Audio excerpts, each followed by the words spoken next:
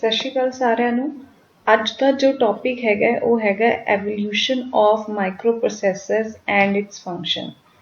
ਅੱਜ ਆਪਾਂ ਪੜ੍ਹਨ ਜਾ ਰਹੇ ਹਾਂ ਕਿ ਮਾਈਕਰੋ ਪ੍ਰੋਸੈਸਰ ਦੀ ਆਪਾਂ ਹਿਸਟਰੀ ਪੜ੍ਹਾਂਗੇ ਕਿ ਮਤਲਬ ਕਿਵੇਂ ਮਾਈਕਰੋ ਪ੍ਰੋਸੈਸਰ ਸਭ ਤੋਂ ਪੁਰਾਣੇ ਪ੍ਰੋਸੈਸਰਸ ਤੋਂ ਲੈ ਕੇ ਕਿਹੜੀ ਜਨਰੇਸ਼ਨ ਦੇ ਪ੍ਰੋਸੈਸਰਸ ਆਏ ਤੇ ਅਲਟੀਮੇਟਲੀ ਆਪਾਂ ਉਹਨਾਂ ਦਾ ਫੰਕਸ਼ਨਸ ਪੜ੍ਹਾਂਗੇ। ਸਭ ਤੋਂ ਪਹਿਲਾਂ ਫਸਟ ਜਨਰੇਸ਼ਨ ਪ੍ਰੋਸੈਸਰ ਆਏ ਜਿਹੜੇ ਕਿ 4 ਬਿਟ ਮਾਈਕਰੋ ਪ੍ਰੋਸੈਸਰ ਸੀਗੇ। 4 ਬਿਟ ਮਾਈਕਰੋ ਪ੍ਰੋਸੈਸਰ ਦਾ ਕੀ ਮਤਲਬ ਹੈ ਕਿ ਐਟ ਅ ਟਾਈਮ ਇੱਕ ਸਾਥ ਉਹ 4 ਬਿਟ ਨੂੰ ਹੀ ਪ੍ਰੋਸੈਸ ਕਰ ਸਕਦੇ ਸੀਗੇ। 4 ਬਿਟ ਨੂੰ ਇੱਕ ਸਾਥ ਪ੍ਰੋਸੈਸ ਕਰ ਸਕਦੇ ਸੀਗੇ। ਉਹਨਾਂ ਦੀ ਕਪੈਸਿਟੀ ਇੰਨੀ ਹੀ ਸੀਗੀ। ਇਹਨਾਂ ਫਸਟ ਜਨਰੇਸ਼ਨ ਜਿਹੜੇ ਮਾਈਕਰੋ ਪ੍ਰੋਸੈਸਰਸ ਆਏ ਸੀਗੇ ਇਹ ਆਏ ਸੀਗੇ 1971 ਦੇ ਵਿੱਚ ਤੇ ਇਹ ਕਿਹੜੀ ਕਾਰਪੋਰੇਸ਼ਨ ਨੇ ਜਨਰੇਟ ਕੀਤੇ ਸੀ? ਇੰਟੈਲ ਕਾਰਪੋਰੇਸ਼ਨ ਨੇ ਬਣਾਏ ਸੀਗੇ। ਇਸ ਲਈ ਇਹਦਾ ਨਾਮ ਇੰਟੈਲ 4004 ਰੱਖਿਆ ਸੀਗਾ ਕਿਉਂਕਿ ਇਹ 4 ਬਿਟ ਪ੍ਰੋਸੈਸਰ ਸੀਗੇ। ਇਹ 'ਚ ਇੱਕ ਸਿੰਗਲ ਚਿਪ ਹੁੰਦੀ ਸੀ, ਜਿਵੇਂ ਅੱਜ ਆਪਾਂ ਪ੍ਰੀਵੀਅਸ ਲੈਕਚਰ ਦੇ ਵਿੱਚ ਸਟੱਡੀ ਕੀਤਾ ਹੈ ਕਿ ਜਿਹੜੇ ਮਾਈਕਰੋ ਪ੍ਰੋਸੈਸਰਸ ਹੈਗੇ ਆ ਅੱਜ ਕੱਲ੍ਹ ਵੈਰੀ ਲਾਰਜ ਸਕੇਲ ਇੰਟੀਗ੍ਰੇਸ਼ਨ ਨਾਲ ਬਣ ਰਹੇ ਹੈ, ਮਤਲਬ ਬਹੁਤ ਸਾਰੇ ਛੋਟੇ ਸਰਕਿਟਸ ਨਾਲ ਮਿਲ ਕੇ ਬਣ ਰਹੇ ਹੈ। ਪਰ ਜਿਹੜੇ ਪੁਰਾਣੇ ਪ੍ਰੋਸੈਸਰ ਸੀਗੇ ਫਸਟ ਜਨਰੇਸ਼ਨ ਪ੍ਰੋਸੈਸਰ ਸੀਗੇ ਉਹ ਸਿੰਗਲ ਚਿਪ ਨਾਲ ਬਣੇ ਹੋਏ ਹੈ। ਉਹ 'ਚ ਇੱਕ ਸਿੰਗਲ ਚਿਪ ਹੀ ਸੀਗੀ ਤੇ ਉਹ ਬਹੁਤ ਜ਼ਿਆਦਾ ਕੰਪਲੀਕੇਟਡ ਜਾਂ ਔਖੇ ਆਪਰੇਸ਼ਨਸ ਪਰਫਾਰਮ ਨਹੀਂ ਕਰ ਸਕਦੇ ਸੀਗੇ। ਸਿਰਫ ਬੇਸਿਕ ਤਰੀਕੇ ਦੇ ਜਾਂ ਸਿੰਪਲ ਤਰੀਕੇ ਦੇ ਅਰਥਮੈਟਿਕ ਤੇ ਲੌਜੀਕਲ ਆਪਰੇਸ਼ਨ ਪਰਫਾਰਮ ਕਰਦੇ ਸੀ। ਸਿੰਪਲ ਅਰਥਮੈਟਿਕ ਕਿਹੜੇ ਹੋ ਗਏ? ਐਡੀਸ਼ਨ ਹੋ ਗਿਆ, ਤੁਹਾਡਾ ਸਬਟਰੈਕਸ਼ਨ ਹੋ ਗਿਆ, ਜਾਂ ਮਲਟੀਪਲੀਕੇਸ਼ਨ ਹੋ ਗਿਆ, ਜਾਂ ਡਿਵੀਜ਼ਨ ਹੋ ਗਿਆ, ਇਹ ਸਿੰਪਲ ਹੁੰਦੇ ਆ।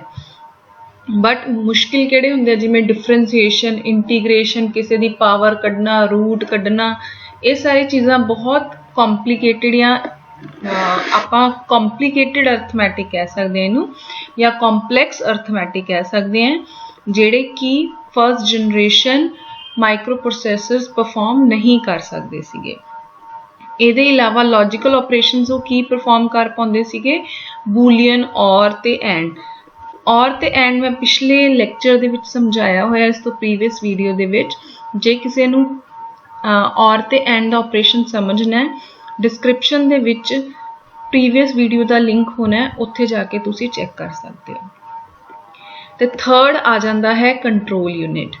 ਆਪਣੇ ਕੋਲੇ ਪ੍ਰੋਸੈਸਰ ਦੇ ਵਿੱਚ ਥਰਡ ਪ੍ਰੋਸੈਸਰ ਬੇਸਿਕਲੀ ਆਪਾਂ ਨੂੰ ਪਤਾ ਹੈ 3 ਚੀਜ਼ਾਂ ਨਾਲ ਬਣਿਆ ਹੁੰਦਾ ਗਾ। ਇੱਕ ਉਹ 'ਚ ਅਰਥਮੈਟਿਕ ਤੇ ਲੌਜਿਕ ਯੂਨਿਟ ਹੁੰਦੀ ਹੈ, ਇੱਕ ਉਹ 'ਚ ਕੰਟਰੋਲ ਯੂਨਿਟ ਹੁੰਦੀ ਹੈ ਤੇ ਤੀਸਰੀ ਉਹਦੇ ਵਿੱਚ ਮੈਮਰੀ ਹੁੰਦੀ ਹੈ ਜਿਹਨੂੰ ਆਪਾਂ ਰਜਿਸਟਰ ਐਰੇ ਕਹਿੰਦੇ ਹਾਂ। ਪਹਿਲੀ ਗੱਲ ਆਪਾਂ ਨੂੰ ਸਮਝ ਆ ਗਈ ਕਿ ਜਿਹੜੇ ਉਹਦੀ ALU ਯੂਨਿਟ ਹੁੰਦੀ ਹੈ ਯਾਨੀ ਕਿ ਅਰਥਮੈਟਿਕ ਲੌਜੀਕਲ ਯੂਨਿਟ ਹੁੰਦੀ ਸੀ, ਉਹ ਸਿੰਪਲ ਅਰਥਮੈਟਿਕ ਜਾਂ ਲੌਜਿਕ ਆਪਰੇਸ਼ਨ ਪਰਫਾਰਮ ਕਰ ਸਕਦੀ ਹੈ। ਕੰਪਲੀਕੇਟਡ ਜਾਂ ਕੰਪਲੈਕਸ ਤਰ੍ਹਾਂ ਦੇ ਜਿਹੜੇ ਅੱਜ ਕੱਲ੍ਹ ਆਪਾਂ ਸਾਇੰਟੀਫਿਕ ਕੈਲਕੂਲੇਟਰ 'ਚ ਦੇਖਦੇ ਹਾਂ, ਜਿਹੜੇ ਉਹ ਕੈਲਕੂਲੇਸ਼ਨਸ ਆਪਾਂ ਸਾਇੰਟੀਫਿਕ ਕੈਲਕੂਲੇਟਰਸ ਨਾਲ ਕਰ ਸਕਦੇ ਹਾਂ, ਉਹ ਅੱਜ ਕੱਲ੍ਹ ਤੁਹਾਡਾ ਕੰਪਿਊਟਰ ਕਰ ਸਕਦਾ ਗਾ। ਪੁਰਾਣੇ ਟਾਈਮ 'ਤੇ ਜਾਂ ਫਸਟ ਜਨਰੇਸ਼ਨ ਮਾਈਕਰੋ ਪ੍ਰੋਸੈਸਰ 'ਚ ਉਹ ਆਪਰੇਸ਼ਨਸ ਆਪਾਂ ਪਰਫਾਰਮ ਨਹੀਂ ਕਰ ਸਕਦੇ ਸੀਗੇ। ਦੂਸਰੀ ਗੱਲ, ਜਿਹੜੇ ਇਹਦਾ ਕੰਟਰੋਲ ਯੂਨਿਟ ਹੁੰਦਾ ਹੈ ਉਹ ਕੰਟਰੋਲ ਫੰਕਸ਼ਨਸ ਪਰਫਾਰਮ ਕਰਦਾ ਸੀਗਾ, ਜਿਵੇਂ ਬੇਸਿਕ ਕੰਟਰੋਲ ਫੰਕਸ਼ਨ, ਜਿਵੇਂ ਫੈਚ ਕਰਨਾ ਕਿਸੇ ਇੰਸਟਰਕਸ਼ਨ ਨੂੰ। ਹੁਣ ਫੈਚ ਕਰਨਾ ਕੀ ਹੁੰਦਾ ਹੈਗਾ? ਕਿਸੇ ਵੀ ਇੰਸਟਰਕਸ਼ਨ ਨੂੰ ਲੈਣਾ, ਕੱਢਣਾ ਮੈਮਰੀ ਤੋਂ, ਮੈਮਰੀ ਕੋਲੇ ਜਾ ਕੇ ਉਹ ਤੋਂ ਇੰਸਟਰਕਸ਼ਨ ਲੈਣਾ, ਉਹਨੂੰ ਆਪਾਂ ਕਹਿੰਦੇ ਹਾਂ ਫੈਚ ਕੀਤਾ ਹੈ। ਜਿਵੇਂ ਆਪਾਂ ਜਦੋਂ ਆਪਾਂ ਪਹਿਲਾਂ ਪੁਰਾਣੇ ਜ਼ਮਾਨੇ 'ਚ ਖੂਹ ਹੁੰਦੇ ਸੀ, ਖੂਹ 'ਚੋਂ ਪਾਣੀ ਕੱਢਦੇ ਸੀ, ਆਪਾਂ ਉਹਨੂੰ ਕਹਿੰਦੇ ਸੀਗੇ ਕਿ ਪਾਣੀ ਫੈਚ ਕੀਤਾ ਗਿਆ, ਮਤਲਬ ਪਾਣੀ ਲਿੱਤਾ ਗਿਆ, ਕੱਢਿਆ ਗਿਆ। ਉਹੀ ਇਸ ਤਰੀਕੇ ਦੇ ਐਗਜ਼ਾਮਪਲ, ਫੈਚ ਦਾ ਮਤਲਬ ਇੱਥੇ ਹੁੰਦਾ ਕੱਢਣਾ, ਇੰਸਟਰਕਸ਼ਨ ਨੂੰ ਲੈਣਾ। ਸਟੋਰੇਜ ਮੈਮਰੀ ਤੋਂ ਇੰਸਟਰਕਸ਼ਨ ਨੂੰ ਲੈਂਦਾ ਸੀ, ਉਹਨੂੰ ਡਿਕੋਡ ਕਰਦਾ ਸੀ। ਡਿਕੋਡ ਕਰਨ ਦਾ ਮਤਲਬ ਇੱਥੇ ਇਹ ਹੈ ਕਿ ਉਹਨੂੰ ਅੰਡਰਸਟੈਂਡ ਕਰਦਾ ਸੀ ਕਿ ਉਹ 'ਚ ਆਪਰੇਸ਼ਨਸ ਕਿਹੜੇ ਨੇ। ਜਿਵੇਂ ਕਿ ਐਗਜ਼ਾਮਪਲ ਲਾ ਲਾ, ਮੈਂ 10 + 6 ਕਰ ਰਹੀ ਹਾਂ। ਹੁਣ ਉਹਨੂੰ ਡਿਕੋਡ ਕਰਨ ਦਾ ਮਤਲਬ ਕੀ ਹੈ? ਉਹ ਇਹ ਸਮਝਦਾ ਸੀਗਾ ਕਿ 10 ਤੇ 6 ਮੇਰੇ ਕੋਲੇ 2 ਨੰਬਰ ਹੈ, ਜਿਨ੍ਹਾਂ 'ਚ ਮੈਂ ਪਲੱਸ ਐਡੀਸ਼ਨ ਪਰਫਾਰਮ ਕਰਨਾ ਹੈ। ਇਹ ਉਹ ਆਪਣੀ ਅੰਡਰਸਟੈਂਡਿੰਗ ਕਰਦਾ ਸੀ। ਉਸ ਅੰਡਰਸਟੈਂਡਿੰਗ ਨੂੰ ਜਿਹੜਾ ਉਹ ਸਮਝਦਾ ਹੈ ਕਿ ਅੱਛਾ 10 ਇੱਕ ਨੰਬਰ ਹੈ, 6 ਇੱਕ ਨੰਬਰ ਹੈ ਤੇ ਇਹਦੇ ਵਿੱਚ ਐਡੀਸ਼ਨ ਦਾ ਆਪਰੇਸ਼ਨ ਪਰਫਾਰਮ ਕਰਨਾ ਹੈ, ਉਹਨੂੰ ਆਪਾਂ ਕਹਿੰਦੇ ਹਾਂ ਕਿ ਉਹ ਇੰਸਟਰਕਸ਼ਨ, ਪਹਿਲਾਂ ਉਹਨੇ ਇੰਸਟਰਕਸ਼ਨ ਲੈ ਲਈ ਸਟੋਰੇਜ ਮੈਮਰੀ ਤੋਂ 10 + 6, फिर उन्होंने ਡੀਕੋਡ कर लिया, मतलब 10 ਨੂੰ ਉਹਨੂੰ समझ आ गया कि 10 एक तरह का डाटा है, 6 एक तरह का डाटा है, तो इन्हां दोनों डाटा दे विच मैनूं किहड़ा चीज़ परफॉर्म करनी है, किहड़ा ऑपरेशन परफॉर्म करना है, एडिशन। फिर उदू कंट्रोल पल्सिस जनरेट करदा हुंदा है एग्जीक्यूट करने लई। कंट्रोल पल्सिस की हुंदे है?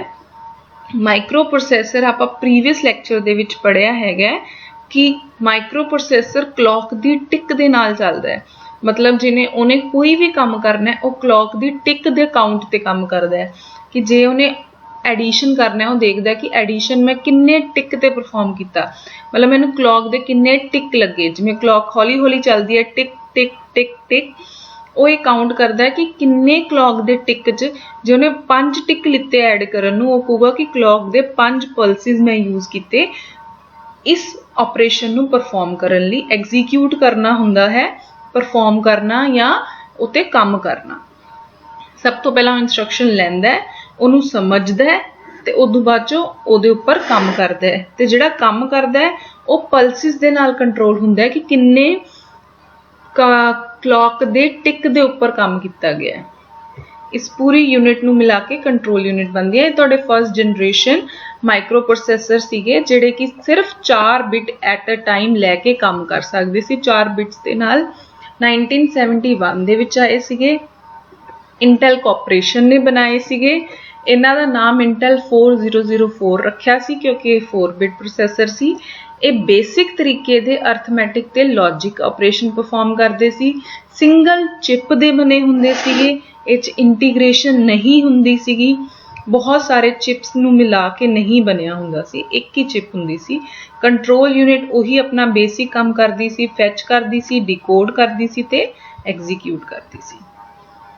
उस तो बाद जो अपने कोले आए second generation micro processor. Second generation micro processor 8 bit दे माइक्रो प्रोसैसर सीगे। 8 बिट जिवें आपां पिछली बारी पढ़िया कि 4 बिट दा सी फर्स्ट जनरेशन, मतलब एक साथ 4 बिट्स नूं एग्जीक्यूट करदा सी, एक साथ 4 बिट्स लैंदा सी। इत्थे ओह एक साथ किन्ने बिट्स नूं एग्जीक्यूट कर सकदा सी या परफॉर्म करदा सी या यूज़ करदा सी, 8 बिट नूं एक साथ प्रोसैस कर सकदा सीगा। ये 1973 दे विच आए सी। ये भी इंटेल कॉर्पोरेशन ने ही बनाए सीगे। 8 bit micro processor basic arithmetic ते लॉजिकल ही परफॉर्म कर सकते सी। बस इत्थे जिहड़ा वर्ड दा साइज है, वर्ड हुंदा है सिंगल बिट जिवें है, जे सिंगल बहुत सारे बिट नूं आपां जोड़ दिता जावे, इत्थे किन्ने बिट नूं जोड़ के वर्ड बनूगा, 8 बिट नूं जोड़ के एक वर्ड बनाया जाता है। वर्ड डिपेंड करता है microprocessor to microprocessor, computer to computer vary करता है वर्ड दा साइज। ਜਿਹੜੇ 8 बिट माइक्रो प्रोसैसर सीगे वो किन्ने साइज दा वर्ड यूज करते सीगे, 8 बिट नूं जोड़ के आपां कहांगे कि एक वर्ड बन गया। तो जिन्ने भी लॉजिकल ऑपरेशंस परफॉर्म करते सी वो 8 बिट दे कॉम्बीनेशन ते परफॉर्म करते सी, यानी कि उहदा वर्ड साइज किन्ना सीगा 8 बिट। ठीक है, आपां चाहे इनू आपां कह सकते हैं कि 8 बिट सीगे या तुसी कह सकते हो कि एक वर्ड सीगा। 8 bit is equals to 1 word किहदे विच 8 बिट माइक्रो प्रोसैसर च। ये हर माइक्रो प्रोसैसर दे अपना अपना वर्ड साइज हुंदा है। इस माइक्रो प्रोसैसर दा वर्ड साइज हैगा 8 बिट। ਇਹਦਾ नाम आपां रखिया सीगा 8008 क्योंकि ये 8 बिट प्रोसैसर सीगा। इदू बाद ਇਹਦਾ थोड़ा जा इंप्रूव वर्जन आया, मतलब ਇਹਦੇ ਵਿੱਚ थोड़े ਜਿਹੇ चेंजिस किए गए, कोई इंप्रूवमेंट की गई ਜਿਹੜੀਆਂ ਉਹਨਾਂ ਨੂੰ फॉल्ट्स लगे। ਉਹਦਾ नाम रखिया गया सी इंटेल 8088। उस तो बाद चो आंदे तुहाडे थर्ड जनरेशन माइक्रो प्रोसैसर जिहड़े कि 16 बिट माइक्रो प्रोसैसर सीगे। हुण जिवें आपां पहला समझिया 8 बिट माइक्रो प्रोसैसर मतलब 8 बिट नूं एक साथ काम करदा सी, 8 बिट नाल एक साथ काम करदा सी। इत्थे ये 16 बिट नाल एक साथ काम करदे सीगे। ये 1978 दे विच आए सी। अगेन इंटेल ने ही इंट्रोड्यूस कीते सीगे। ते 8086 ये अगे आने वाले लैक्चर्स च आपां पढ़ांगे। 8086 माइक्रो प्रोसैसर की हुंदा है, उहदा डायग्राम वगैरह सारा कुछ पढ़ांगे। ਉਹ ਜਿਹੜਾ इंटेल 8086 माइक्रो प्रोसैसर सीगा ਉਹ 1978 ਦੇ ਵਿੱਚ ਜਨਰੇਟ ਕੀਤਾ। ਇਹਨਾਂ ਨੇ ਇੱਕ ਨਹੀਂ, ਇਹਨਾਂ ਨੇ 3 ਤਰੀਕੇ ਦੇ माइक्रो प्रोसेसर लॉन्च किते रिप्रेजेंट किते, दैट इज 8086 Zilog Z800 ते 80286। ये मिनी कंप्यूटर के तरीके नाल परफॉर्मेंस कर सकते सीगे। 4th generation micro processor. हुण नैक्सट जनरेशन च बिट होर भी वध गईयां, 32 बिट्स, मतलब एक साथ ये 32 बिट नू प्रोसैस कर सकता है। जिन्नी ज़्यादा बिट्स नू एक साथ वो प्रोसैस कर पाऊगा उन्नी ही तुहाडा कंप्यूटर फास्ट काम करूगा। ज़्यादा तो ज़्यादा बिट लै सकता है एक साथ, ज़्यादा तो ज़्यादा काम कर सकता है एक साथ। तो यही पॉपुलर होया सीगा किस नाम तो 80386, ये भी इंटेल ने ही बनाए सी। पहला जिहड़े इनिशियल अपने जिन्ने भी आप माइक्रो प्रोसेसर पढ़ांगे वो सारे ज़्यादातर इंटेल कॉर्पोरेशन दे ही बनाए हुए सीगे, जिहड़े बहुत पॉपुलर सीगे। 5th जनरेशन आया जिहड़ा 64 बिट माइक्रो प्रोसेसर सी, जिहड़े अज तक भी यूज हो रहे हैं। 64 माइक्रो प्रोसेसर्स आजकल बहुत कॉमन है, बट जिस टाइम ते आए सी उस टाइम ते बहुत महंगे सी। 1995 तो आए सीगे ये, ਜਦੋਂ आफ्टर 8085 इंटेल ने एक नवे प्रोसैसर ਨੂੰ इंट्रोड्यूस किया ਜਿਹਨੂੰ पेंटियम कहते हैं। पेंटियम प्रोसैसर जिन्ने भी 1900 या 2010-11 तक भी आप पेंटियम प्रोसैसर का नाम सुनिया है। पेंटियम प्रोसैसर बहुत कॉमन सी। आजकल फिर i5 प्रोसैसर आ गया, Intel core i5, i3, i7 processors आ गए हैं। बट पहला इस तो i5 सीरीज़ आन तो पहला जिहड़े प्रोसैसर्स यूज हुंदे सी वो पेंटियम प्रोसैसर सीगे, जिहड़े कि काफ़ी पॉपुलर सीगे। इन्हां दा बहुत अच्छी फंक्शनैलिटी ये सीगी कि इह एक तो ज़्यादा CPU काम कर सकदे सी एक सिंगल सिस्टम दे अंदर। हुण एक तो ज़्यादा CPU, जिन्ने ज़्यादा CPU होणगे, जिन्ने ज़्यादा CPU यानी कि सेंट्रल प्रोसैसिंग यूनिट यानी कि तुहाडा माइक्रो प्रोसैसर। ये एक माइक्रो प्रोसैसर नहीं, ये बहुत सारे माइक्रो प्रोसैसर नू एक साथ यूज कर सकदा सी। जिन्ने ज़्यादा प्रोसैसर होणगे उन्ना ही तुहाडा काम फास्ट होगा। जिवें हुण एक काम नू एक बंदे ने करना है, उन्हें 7 दिन लैने हैं। उही काम जे मैं 7 बंदियां ने दूंगी तो एक दिन च हो जाऊगा, क्योंकि उही काम वंडिया जाऊगा। उही तरीके नाल जो बहुत सारे प्रोसैसर्स होंगे, जिहड़ा भी काम आऊगा वो वंडिया जाऊगा, बहुत तेजी नाल होऊगा, बहुत फास्ट होऊगा। इसलिए इनू कहते हैं मल्टी प्रोसैसिंग। मतलब जिहड़ी प्रोसैसिंग है, प्रोसैसर की करता है, प्रोसैसिंग करता है, वो मल्टीपल हो गई है क्योंकि इत्थे मल्टीपल प्रोसैसर्स लगाए गए हैं। मल्टीपल प्रोसैसर्स लगान नाल जिहड़ी प्रोसैसिंग हैगी है वो मल्टीपल हो गई है। मतलब बहुत सारी, मल्टीपल मतलब मैनी, मतलब बहुत सारी प्रोसैसिंग एक साथ आप कर सकते हैं, जिहदे नाल अपना आउटपुट फास्ट जनरेट होंदा है।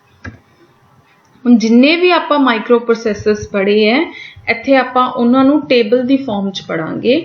माइक्रो प्रोसैसर्स किहड़े-किहड़े ने, वो कदों इन्वेंट होए, उन्हां दा वर्ड लेंथ की है। मैं तुहानूं दस्सिया सी ना, वर्ड लेंथ किहदे डिपेंड करदा है, माइक्रो प्रोसैसर ते। उन्हां दी मैमरी दी कैपेसिटी कितनी है, वो टोटल मैमरी कितनी रख सकते हैं मैक्सीमम, पिन्स किन्ने यूज करते हैं माइक्रो प्रोसैसर, क्लॉक किन्ने हर्ट्ज दा है, ते कुछ होर एडिशनल इन्फॉर्मेशन जिहड़ी है वो रिमार्क्स दे विच दित्ती गई है। सब तो पहला आपां पढ़िया है 4 बिट माइक्रो प्रोसैसर, जिहड़ा फर्स्ट जनरेशन माइक्रो प्रोसैसर है, जिन्हों 4004 कहते हैं, 1971 दे विच आया सीगा। ये 4 बिट का साइज लैंदा है। मैमरी कैपेसिटी 1 किलोबाइट्स ने, 16 इंच पिन लगे हुए ने, 750 किलो हर्ट्ज दी फ्रीकुएंसी है, यानी कि क्लॉक फ्रीकुएंसी है। ये फर्स्ट टाइप का माइक्रो प्रोसैसर सीगा। हुण किलोबाइट्स की हुंदा है?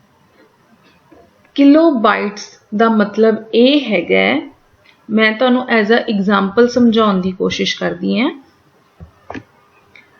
जिवें कि माइक्रो प्रोसैसर दे विच किलोबाइट्स की हुंदा है? किलो का मतलब हुंदा है 1000। बाइट, एक बाइट दे विच 8 बिट हुंदे हैं। जिवें 8 बिट नूं मिला के एक बाइट बनदा है। बाइट नू कैपिटल बी नाल लिखिया जांदा है, बिट नू स्मॉल बी नाल लिखिया जांदा है। के दा मतलब हुंदा है किलो, किलो दा मतलब हुंदा है 1000, मतलब ये 1000 बाइट्स ने। हुण एक बाइट दे अंदर किन्ने बिट्स हुंदे ने? 8 बिट, मतलब किन्ने बिट्स हो गए? 1000 into 8 बिट्स हो गए। ते पिन्स 16 ने, 750 किलो हर्ट्ज। किलो हर्ट्ज का मतलब यही हो गया, किलो का मतलब हो गया 1000 हर्ट्ज। उदों बाद जो जिहड़ा पॉपुलर तरीके का माइक्रो प्रोसैसर आया सी वो 1976 दे विच आया सी, जिन्हों आपां अगे बहुत डिटेल दे विच पढ़न वाले हैं। 8085 ये 8 बिट का सी, इस दे विच 64 किलो बाइट्स ने, मतलब 64 into 1000 into 8। किलो का मतलब हो गया 1000, बाइट च हुंदे है 8 बिट, यानी कि 64 into 1000 into 8।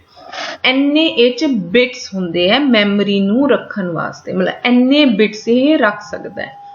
40 एच पिन सीगे, 3 to 6 मेगा हर्ट्ज। हुण मेगा की हुंदा है? मेगा मतलब किलो नू जदों 1000 दे नाल मल्टीप्लाई कर दांगे वो मेगा बन जूगा, मतलब किलो नू भी किन्नी वारी मल्टीप्लाई करांगे? 1000 नाल मल्टीप्लाई करांगे तां ओह मेगा च कन्वर्ट हुंदा है। ये सब तो पॉपुलर 8 बिट माइक्रो प्रोसैसर सी, जिहदे नाल प्रोसैसर्स माइक्रो प्रोसैसर दी जनरेशन ही चेंज हो गई है। 8086 ये तो नेक्स्ट आया सी, जिहड़ा कि 16 बिट सीगा, 1978 दे विच आया सी। इहदे विच 1 मेगाबाइट्स दी कैपेसिटी सीगी। जिवें मैं तुहानूं दस्सिया किलो दे विच 1000 हुंदे ने, मेगा दे विच 1000 किलो हुंदे ने। 1000 किलो मतलब एक किलो नू भी 1000 दे नाल जदों आपां मल्टीप्लाई कर दांगे तां आपां नूं मेगा मिलूंगे। बाइट उही है, किलो नू जदों 1000 दे नाल मल्टीप्लाई कर दांगे उदों आपां नूं 1 मेगा बाइट मिलणगे। 5 to 8 मेगा हर्ट्ज दी एदी क्लॉक दी फ्रीक्वेंसी सी। बहुत ज़्यादा यूज हुंदा सी PC/XT। PC/XT दा फुल फॉर्म की है? PC दा फुल फॉर्म हुंदा है पर्सनल कंप्यूटर। XT इत्थे यूज किया गया एक्सटेंडेड टेक्नोलॉजी, मतलब इहदे विच कोई ना कोई टेक्नोलॉजी एक्सटेंडेड सी, मतलब कुछ ना कुछ एडिशनल टेक्नोलॉजी यूज की गई सीगी, इसलिए इन्हां दा नाम रखा गया सीगा PC/XT। PC मतलब पर्सनल कंप्यूटर, XT मतलब एक्सटेंडेड टेक्नोलॉजी। उस तो बाद जो जिहड़े आए सी माइक्रो प्रोसैसर वो सीगे 80286। ये 1982 दे विच आए सी। इन्हां च 16 बिट दी लेंथ सीगी। ये 16 MB दे सीगे। रियल मैमरी मतलब एक्चुअल मैमरी जिहड़ी सीगी वो 16 MB दी सीगी, पर तुसी एक वर्चुअल मैमरी, जिवें अजकल वर्चुअल रियलिटी दा बहुत चलिया होया हैगा, उस तरीके नाल वर्चुअल मैमरी तुसी क्रिएट कर सकदे सी 4 GB दी।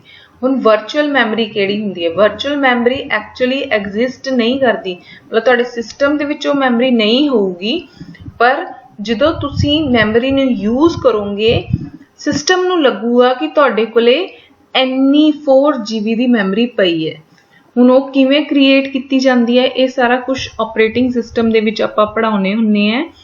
ऑपरेटिंग सिस्टम दे विच वर्चुअल मैमरी दा कॉन्सैप्ट हैगा, जिन्हों सारा सॉफ्टवेयर हैंडल करता है।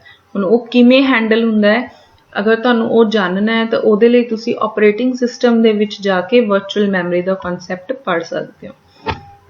68 पिन्स इच यूज हुए है ते 6 तो लैके 12.5 मेगाहर्ट्ज तक इहदी क्लॉक फ्रीक्वेंसी सीगी। एक सब तो ज़्यादा कित्थे यूज हुंदे सी? PCs या /80। 80 की हुंदा है एडवांस टेक्नोलॉजी, जिवें एक्सटेंडेड टेक्नोलॉजी सीगी, ये एडवांस टेक्नोलॉजी सीगी।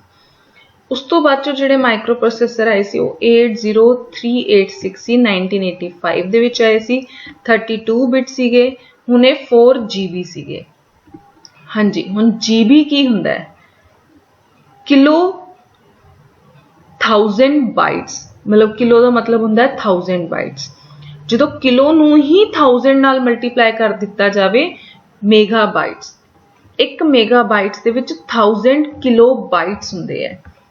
1 किलोबाइट्स दे विच 1000 बाइट हुंदे है। 1 मेगा दे विच 1000 किलोबाइट्स हुंदे है ते 1 जीबी दे विच 1000 मेगाबाइट्स हुंदे है। हौली हौली तुसी हर वैल्यू नूं जदों 1000 दे नाल मल्टीप्लाई करते जाओगे, बाइट तो तुहानूं किलोबाइट मिल जूगा। 1000 नाल मल्टीप्लाई करके 1000 नाल मल्टीप्लाई करके किलोबाइट नूं मेगाबाइट मिल जूगा। मेगाबाइट नूं 1000 नाल मल्टीप्लाई करके तुहानूं गीगाबाइट मिल जूगा। अजकल जिन्नी भी मैमरीज आंदियां वो गीगाबाइट्स दे विच आंदियां। रैम भी आंदी है। अजकल आपां सुनदे हां फोन दी रैम कितनी है, 4 GB है, 8 GB है, 16 GB है। वो क्यों होंदी है? वो इस बेसिस ते मैमरी होंदी है gigabytes. 4 GB gigabyte real memory सी ते किन्नी आपां वर्चुअल मैमरी दिखा सकदे सीगे 64 टेराबाइट्स। टेरा हुण अगला स्टैप है, ज़्यादा मैमरी है। वो जदों गीगाबाइट्स नूं आपां 1000 नाल मल्टीप्लाई कर दईए तो टेराबाइट्स बन जाता है। हुण आपां पूरा ऊपर तो समझते हैं। किलो हो गया 1000 बाइट्स, जो 1000 किलोबाइट्स हो गया वो हो गया मेगाबाइट, जो 1000 मेगाबाइट्स हो गए वो हो गए गीगाबाइट्स, जो 1000 गीगाबाइट्स हो गए टेराबाइट्स।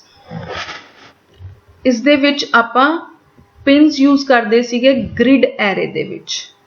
पिन्स PGA का मतलब हुंदा है पिन ग्रिड एरे।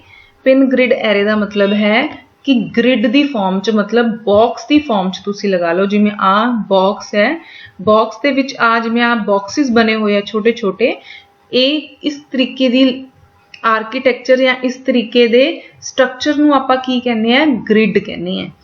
एरे इसलिए क्योंकि ये स्ट्रेट लाइनस हुंदियां, इसलिए इनू एरे कहंदे आ। जिहड़ा तुहानूं आ डायग्राम टेबल दी फॉर्म च नजर आ रहा है, इनू ग्रिड कहंदे हुंदे आ। ते पिन्स किस फॉर्म च अरेंज कीतियां गईयां सी? ग्रिड दियां फॉर्म च।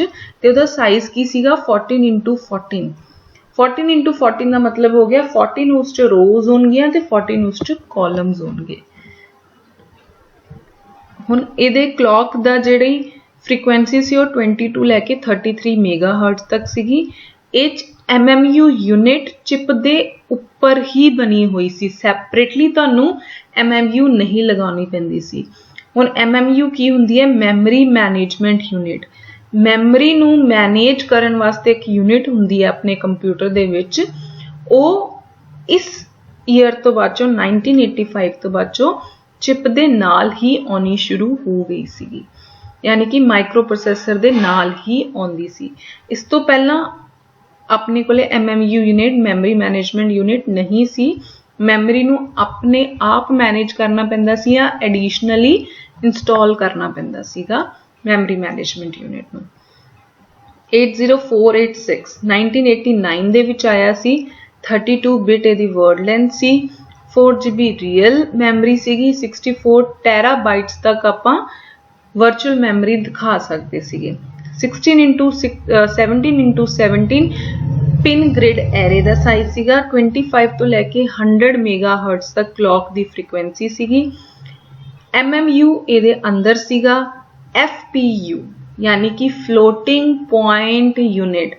फ्लोटिंग पॉइंट की हुंदे ने? जिवें आ तुहानूं नंबर दिख रहा है 14, 16, 40, 40, 68। आ तुहानूं नंबर दिख रहा है 12.5।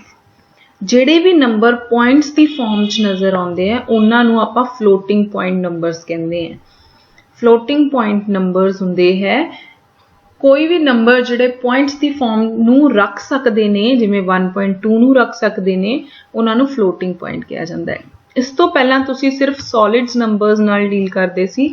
हुण तुसीं पॉइंट वैल्यूज़ नूं भी ऑपरेशंस कर सकते हो या पॉइंट वैल्यूज़ नूं भी यूज़ कर सकते हो। ਇਹਦੇ अंदर 1.2 मिलियन ट्रांजिस्टर्स लगे हुए थे। जिन्ने ज़्यादा ट्रांजिस्टर्स होंगे उन्ना ही वधिया तुहाडा माइक्रो प्रोसैसर होगा। इस तो बाद जो जिहड़े माइक्रो प्रोसैसर्स आने शुरू हो गए सी वो पेंटियम दे सीगे। पेंटियम आया, फिर पेंटियम प्रो आया, फिर पेंटियम 2, फिर पेंटियम 3, फिर पेंटियम 4, फिर आइटनियम आ गया। ਇਹ ਈਅਰਸ ਦੇ ਵਿੱਚ ਇੰਟਰੋਡਿਊਸ ਹੋਇਆ 1993, 5, 7, 1999, 2000 ਤੇ 2001 ਦੇ ਵਿੱਚ। ਇਹਨਾਂ ਦੀ different word length ਹੈ 32, 32, 32 bit, 32 bit and last NTM ਜਿਹੜਾ ਆਇਆ ਸੀ ਉਹ 64 bit ਆਇਆ ਸੀਗਾ। ਇੱਥੇ ਤੁਸੀਂ ਦੇਖ ਸਕਦੇ ਹੋ ਇਹਨਾਂ ਦੀ ਮੈਮਰੀ ਕਪੈਸਿਟੀ 4 GB ਤੱਕ ਰੀਅਲ ਮੈਮਰੀ ਸੀਗੀ ਤੇ 32 bit ਤੱਕ ਐਡਰੈਸ ਦਾ ਸਾਈਜ਼ ਸੀਗਾ ਤੇ 64 bit ਦੀ ਡਾਟਾ ਬਸ ਸੀਗੀ। ਮਤਲਬ ਜਿਹੜਾ ਐਡਰੈਸ, ਹੁਣ ਜੇ ਤੁਸੀਂ ਜਾਣਨਾ ਹੈ ਕਿ ਐਡਰੈਸ ਬਸ ਕੀ ਹੁੰਦੀ ਹੈ ਜਾਂ ਡਾਟਾ ਬਸ ਕੀ ਹੁੰਦੀ ਹੈ, ਪ੍ਰੀਵੀਅਸ ਲੈਕਚਰ ਦੇ ਵਿੱਚ ਤੁਸੀਂ ਜਾ ਕੇ ਚੈੱਕ ਕਰ ਸਕਦੇ ਹੋ ਜਿਹੜਾ ਕਿ ਡਿਸਕ੍ਰਿਪਸ਼ਨ ਦੇ ਵਿੱਚ ਦਿੱਤਾ ਹੋਇਆ ਹੈ। 32 bit ਐਡਰੈਸ ਸੀਗਾ ਤੇ 64 bit ਦੀ ਡਾਟਾ ਬਸ ਸੀਗੀ। ਇਹਦੇ ਕੋਲੇ ਪ੍ਰੋ ਕੋਲੇ 64 GB ਰੀਅਲ ਮੈਮਰੀ ਸੀ ਤੇ 36 bit ਦੀ ਐਡਰੈਸ ਬਸ ਸੀ। ਇਹਦੀ ਇਨਫੋਰਮੇਸ਼ਨ ਅਵੇਲੇਬਲ ਨਹੀਂ ਹੈਗੀ, ਤੁਸੀਂ ਚੈੱਕ ਕਰ ਸਕਦੇ ਹੋ ਆਨਲਾਈਨ। Pentium 3 64 GB ਤੱਕ ਦੀ ਮੈਮਰੀ ਕਪੈਸਿਟੀ ਰੱਖਦਾ ਸੀ। Pentium 4 64 GB, Pentium 3 ਵੀ 64 GB। Itanium 64 ਐਡਰੈਸ ਲਾਈਨ ਸੀਗੀਆਂ, ਮਤਲਬ ਇੱਕ ਸਾਥ ਇਹ 64 bit ਐਡਰੈਸ ਨੂੰ ਐਂਟਰਟੇਨ ਕਰ ਸਕਦਾ ਸੀ, ਯੂਜ਼ ਕਰ ਸਕਦਾ ਸੀ। ਇਹਦੇ ਅੰਦਰ 237 पिन ग्रिड एरे सी, ਇਹਦੇ ਅੰਦਰ 387 पिन ग्रिड एरे सी, ਇਹਦੇ अंदर 370 पिन ग्रिड एरे सी, ਇਹਦੇ अंदर 423 पिन ग्रिड एरे सी। Itanium ਦੇ अंदर 423 पिन ग्रिड एरे सी।